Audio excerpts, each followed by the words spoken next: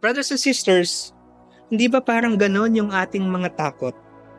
And this mental loop will replay in our mind until we decide we have to do something about it.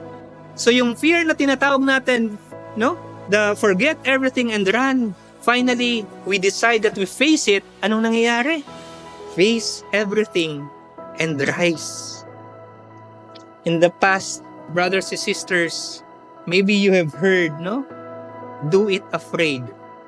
And today, brothers and sisters, I'd like to preach this to you. And I'd like to add the 4 most important words to that statement. Do it afraid with God beside you. Yes, takot ka. Pero pag pinagpapasa Diyos mo yan, gawin mo, nakasama mo ang Diyos.